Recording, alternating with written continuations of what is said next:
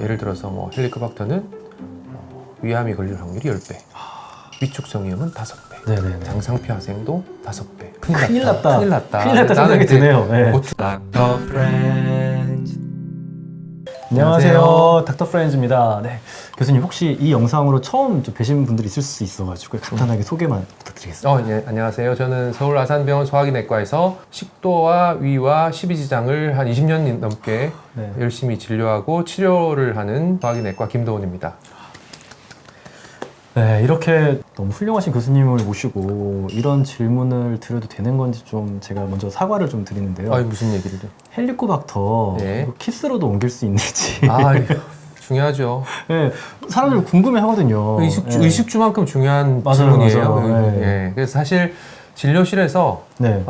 가장 많이 물어보는 질문은 아니고 가장 많이 물어보는 질문은 뭐 다른 질문인데 네네. 은근히 물어보는 질문 중에 하나가 네. 키스로 전염이 되느냐, 뭘 조심해야 되느냐라고 네. 얘기를 하고, 사실 뭐 이성 간의 키스일 수도 있고 네네. 그 다음에 이제 예를 들어 할아버지와 손자 소녀 네, 간의 그런 뽀뽀. 뽀뽀일 수도 네. 있는 거고 중요하잖아요. 네네네. 그럼 과연 나는 손자들한테 뽀뽀를 못 해주느냐, 그런 생각, 걱정 때문에 사실 어디 물어볼 수도 없고, 그죠? 네네네. 네.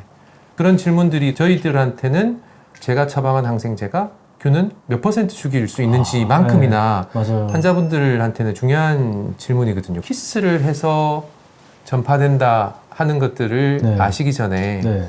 헬리코박터의 전염은 이제 구강대 구강으로 전염이 되거나 네네. 항문대 구강으로 전염이 되거나, 네. 보통 우리 감염을 얘기할 때 네네. 항문 구강 전염이라고 하는 게 뭐 바로 직접적인 접촉이라기보다는 간접적인 연결이라고 생각하는 거죠. 헬리코박터균이 항문으로도 나오는 거예요? 대변으로? 그렇죠. 그래서 헬리코박터를 검사하는 방법 중에 하나가 네네네.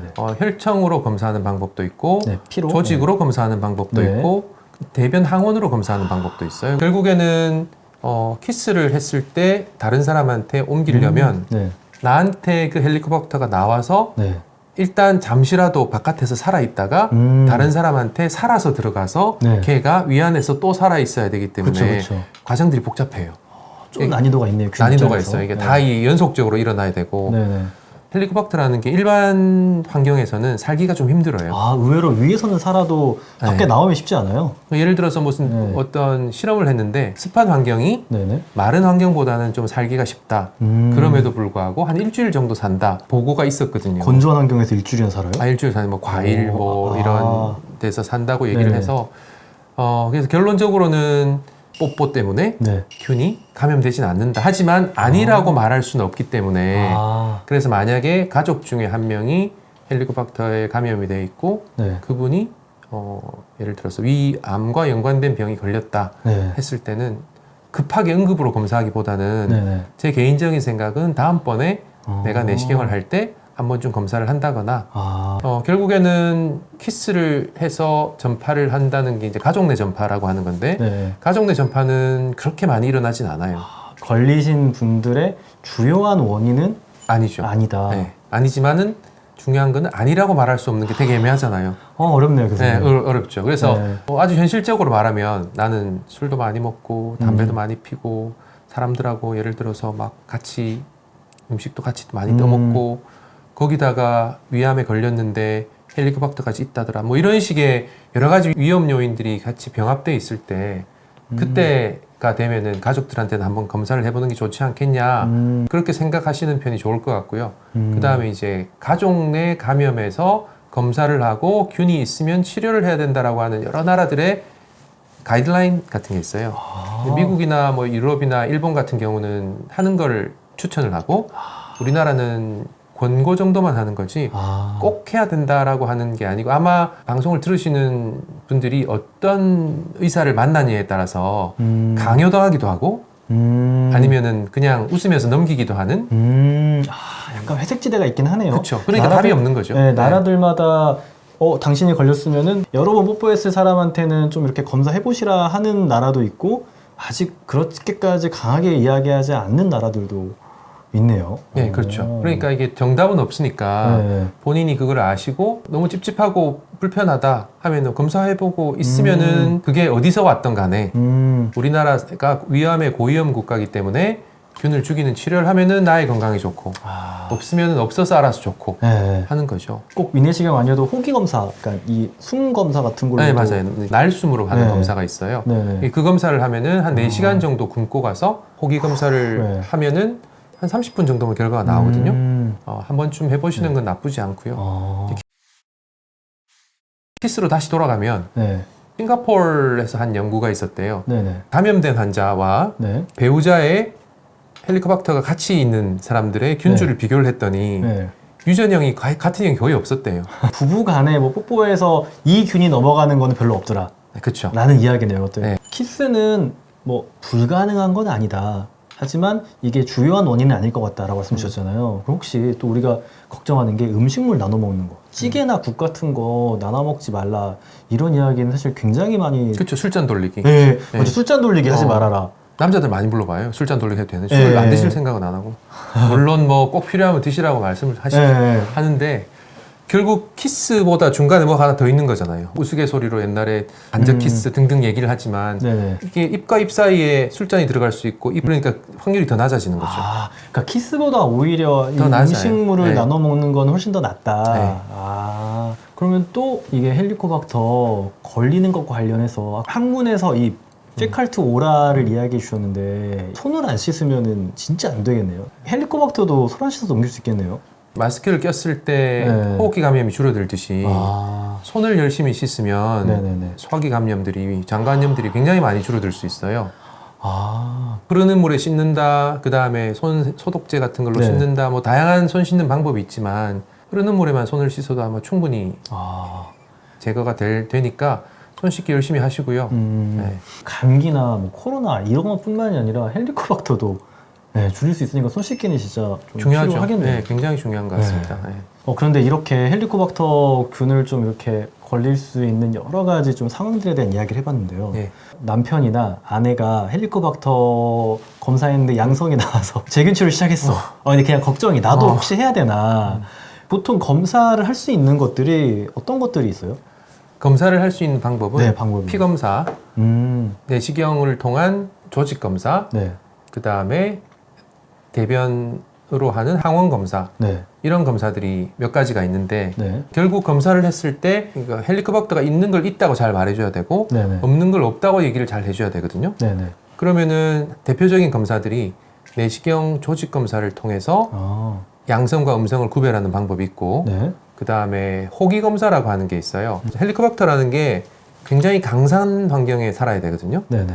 pH가 1 정도 되는 강산 환경에서 얘가 살려면 네. 어떻게 사느냐, 위 점막과 점액 그 사이에 끼어 살고 있어요. 네네. 이 산이 굉장히 강력한 산인데도 불구하고 헬리코박터는 요소를 분해하는 효소를 가지고 있어요. 자기가 자기의 대사를 통해서 네. 아모니아를 만들어요. 그래서 주변을 감싸서 네. 위산으로부터 중화시켜서 살게 만드는 그런 균이기 때문에 네네. 그거를 훅 하는 호기를 통해서 검사를 함으로써 있다 없다를 판단하는 거죠. 그 두 가지가 가장 정확한 방법인데 네. 그러네요. 그것도 사실 살아있는 균을 볼 수 있는 방법이네요. 진짜. 실시간으로 거의 확인할 수 있는 방법이니까 그래서 결국 내가 금년에 내시경을 곧 하겠다라는 기회가 있으면은 네. 내시경을 할 때 헬리코박터 있는지 한번 봐주세요라고 한번 말씀을 드리는. 말 안 하면 기본으로 하는 건 아니에요. 그거 중요한 질문이에요. 네. 왜냐하면은 환자가 우연한 기회에 다른 것 때문에 염증이 있어서 조직 검사를 했는데 헬리코박터 저는 있던가요? 라고 물어보면은 제가 네. 항상 드리는 말씀이 헬리코박터 균을 검사를 해야지 그 균이 검사가 있다 없다가 나옵니다라고 추가로 뭔가를 목적을 가지고 검사를 해야 되는 거예요. 위내시경 할 때 미리 말씀을 네. 드려야 되는 거군요. 맞아요. 그 내시경 하시기 전에 꼭 이야기해야겠네요. 그 다음에 이제 내가 내시경을 지난달에 했는데 네. 내시경을 다시 하는 것보다는 그쵸, 그쵸. 호기 검사라고 하는 검사를 통해서 양성과 음성을 알 수 있습니다. 사실 조직 검사가 굉장히 진단율이 높다고 생각하지만 조직 검사는 그 헬리코박터가 있는 부분에 뜯어서 하는 거고요. 그러네. 없는 부분을 뜯으면 안 나오겠네요. 또. 그렇죠. 호기 검사는 이렇게 위 안에 있는 헬리코박터들의 그런 밀도를 다 가지고 네네. 나와서 결과를 나타내는 거기 때문에 네네. 조직 검사보다 더 정확한 검사일 수도 있습니다. 호기 검사를 좀 받아봐야겠네요. 안 해봤어요? 맞아. 그 헬리코박터 검사는 따로 안 했던 것 같아요. 내시경 할 때 제가 한번 네, 내시경도 할 때가 되긴 했는데요. 다음 기회에 제가 내시경 하는 거 한번 보여드리겠습니다. 네, 라이브로. 네, 라이브로 해서 네. 네, 적나라한 모습을 보여드리겠습니다. 밑에 댓글 많이 달아주세요. 그럼 제가 꼭 해드리겠습니다. 하나 말씀 안 드린 게 있어요. 뭐요? 네. 건강검진을 하면 네네. 가끔 저희 병원도 그렇지만 검진을 하고 나서 균이 양성이라고 저한테 오셔서 치료해주세요라고 말씀하는 분이 계세요. 네네. 근데 그게 검진할 때는 혈액 검사를 통해서 항체 검사를 하거든요. 네네. 헬리코박터 균이 있으면 당연히 몸에 상체가 생기는데 그 항체를 검사해서 양성이면은 균이 있다고 간접적으로 판단을 하지만 네네. 문제는 항체가 생겼다가 빠져나가도 한 1년까지는 양성을 유지하고 뭐 나라에 따라서는 뭐 수년 동안 양성임을 유지하기 때문에 결국 혈청 검사, 피 검사죠. 피 검사는 과거에 감염되었다가 균이 죽었어도 몇 년 동안은 나타날 수 있다.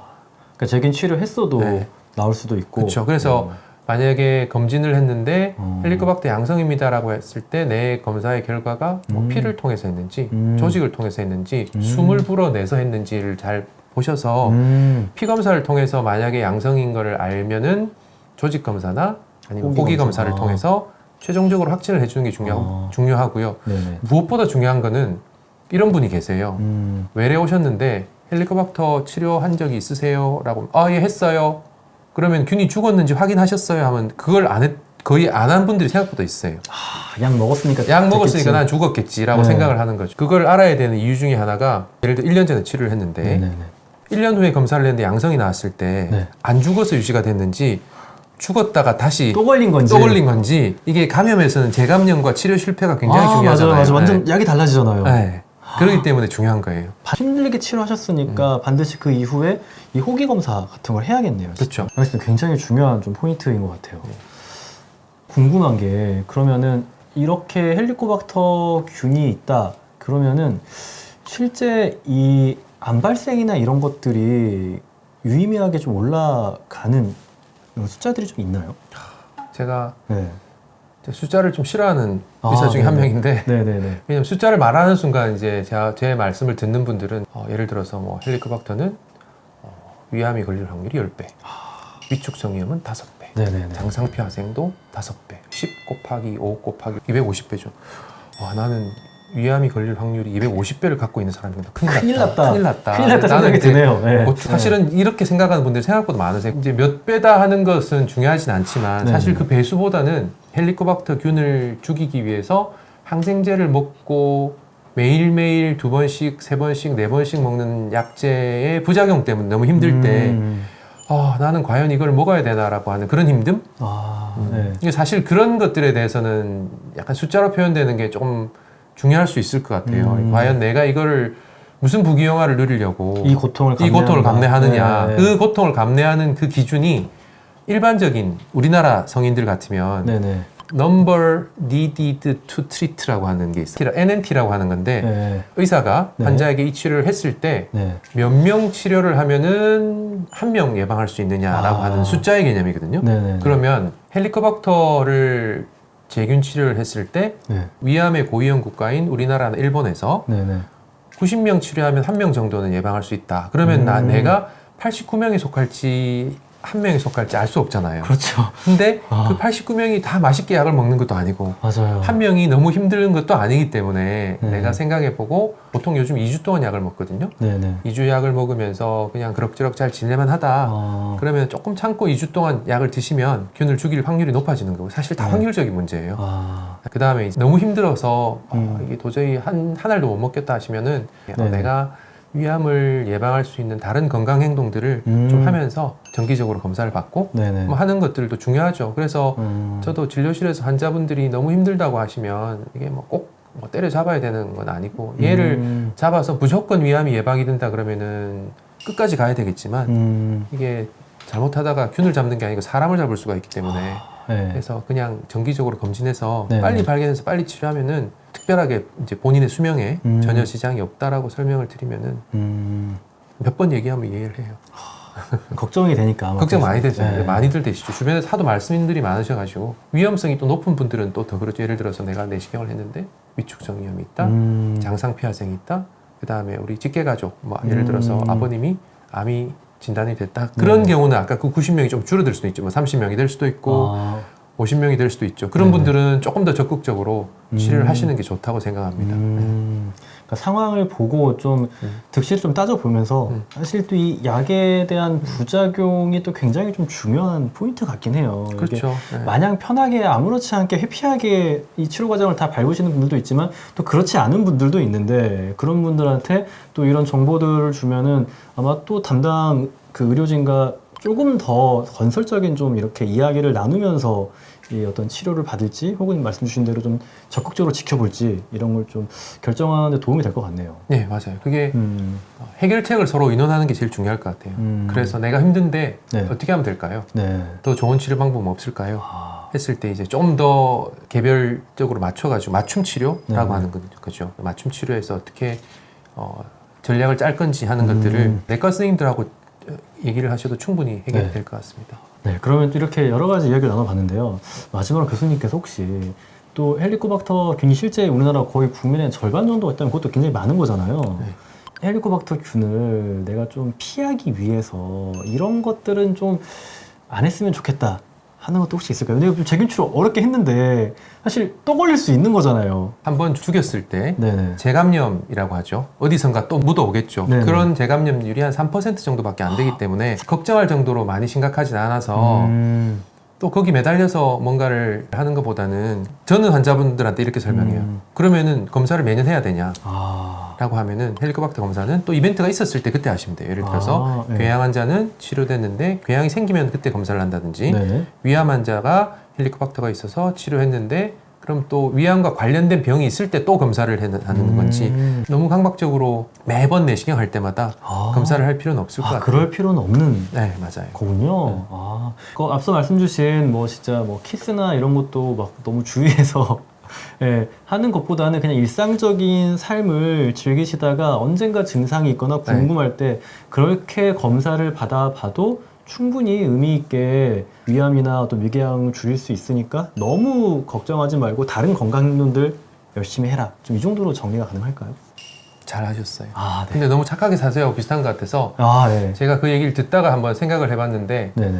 꽤 긴 시간 헬리코박터에 대해서 얘기를 했는데 그래서 내가 어떻게 하라고 하는 게 좀 있어야 될 것 같아요. 20대, 30대는 직장인들이 좀 많잖아요. 그렇죠, 그래도 그렇죠. 직장인들이 보통 보면 요즘 다 검진 내시경을 해주거든요. 네네. 가셔서 기회가 될 때 헬리코박터가 있는지 없는지를 검진 내시경 보통 뭐 2년, 1년에 한 번씩 하니까 그렇게 해서 검진 내시경 해서 헬리코박터를 검사를 해서 있으면은 재균치를 일단 시도를 해보는 게 좋을 것 같아요. 한번 검사해보시고 네. 처음 내시경을 하실 때 그때 만약에 있다면은 재균치료를 한번 시도해보자. 네. 그러면은 위 환경이 되게 깨끗해지기 때문에 헬리코박터가 위암을 일으키는 기전이 얼마나 오랫동안 만성적으로 염증을 일으키느냐기 때문에 네네네.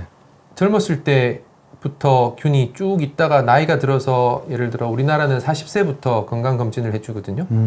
청소년기에 보통 감염이 돼요. 그럼 뭐 한 10수년 또는 20수년 동안 계속 염증이 있다가 생기면 아무래도 위험성이 높아지죠. 그렇죠, 그러니까 그렇죠. 20대나 30대는 근처에서 검진을 할 기회가 있을 때 헬리코박터 검사가 비록 급여가 되지 않지만 뭐 1, 2만 원, 2, 3만 원 정도 하기 때문에 검사를 해서 균을 죽이는 치료를 해보자. 대신에 이제 약을 받으면 충실히 복용을 해야 돼요. 균을 죽이느냐 죽이지 않느냐의 그 차이는 항생제 내성만큼 중요한 게 복약 수능도라고 하는 거거든요. 네네네. 약을 먹지 않은 날짜가 치료 실패의 가장 중요한 원인 중에 하나이기 때문에 네네. 시작하면 끝까지 가시고 네네네. 그 다음 중간에 그렇게 물어보는 분이 계세요. 2주 동안 약을 먹으면 중간에 술 먹어도 되나요? 라고 물어보거든요. 근데 네. 헬리코박터 죽이는 건 응급치료가 아니기 때문에 네. 네네네. 2주 동안 약을 충실히 먹을 수 있는 기간을 선택해서 드시면 됩니다. 그냥 내가 좀 술 안 마실 수 있을 때. 네. 그렇게 딴 거 안 하고 내가 충실히 약을 먹을 수 있을 때를 그 기간을 정해서 하시고요. 네네. 그런 다음에 이제 이렇게 균을 죽이면서 위암을 예방하는 행동을 하는 게 좋고 그 다음에 40대나 50대는 내시경 소견이 보이는 나이기 때문에 네네. 위축성위염이나 장상피화생을 진단을 받았는데 내가 좀 시간도 있고 마음의 여유가 있다 그러면은 닥터 프렌즈에 제가 얘기한 걸 들으시고요. 네. 시간도 없고 마음의 여유도 없다. 네. 그럼 헬리코박터 검사를 제가 헬리코박터가 있었나요? 하면은 아까 말씀드렸듯이 네. 균 검사를 하지 않으면은 알 수가 없거든요. 네네. 저는 호기 검사라는 걸 들었는데 이걸 한번 해보고 싶습니다. 보험이 안 되는 거 압니다. 라고 얘기를 하면은 그걸 하고 나서 헬리코박터 균을 죽이면 옛날에는 제가 전공의 때만 해도 포인트 오브 노 리턴이라는 게 있어요. 한번 가면 못 돌아오는 선이 있거든요. 그게 네. 위축성 위험이라고 얘기를 했어요. 아. 근데 요즘은 균을 죽이면 아주 정말로 제가 보기에도 정말 깨끗한 위로 바뀌는 분들이 생각보다 많으세요. 그래서 여러 가지 균이 죽어서 좋고 위 환경도 깨끗하게 돼서 좋고 그렇게 하시면서 정기적으로 꼭 1년에 한 번씩 내시경을 받으세요. 나라에서 2년마다 한 번씩 해주면 중간중간 본인이 직접 찾아가서 내시경을 하시면은 요만큼의 놓침도 없이 건강한 위 생활을 하실 수 있을 것 같습니다. 네. 정리 감사합니다. 네. 이런 가이드대로 이제 연령별로 좀 해보시면은 말씀 주신 대 헬리코박터에 대한 좀 걱정들은 굉장히 줄어들 것 같아요. 네. 그렇죠. 막연한 걱정 그러니까요. 그런 것들은 좀 네. 없으시면 오늘 사실 이것저것 얘기를 했는데 좀 정리가 잘 되셨으면 좋겠어요. 제가 네네. 궁금한 사항이 또 있으면 저희들이 다루지 못한 것들도 있으면 밑에 네. 질문해 주시면 제가 시간 틈틈이 네, 달아드리도록 이전에 많이 달았죠. 아이고, 감사합니다. 네, 해드리도록 하겠습니다. 그래도 네. 이게 탁구 보시는 분들은 위 때문에 고생 안 하셔야죠. 감사합니다. 그럼 저희는 이제 다음 시간에 음. 좀 치료에 대한 이야기. 이것도 뭐 제 친구들도 엄청 고생한 친구들이 많거든요. 그래서 좀 궁금한 것들을 다음 시간에 또 이야기 나눠보도록 하겠습니다. 알겠습니다. 네, 감사합니다. 감사합니다.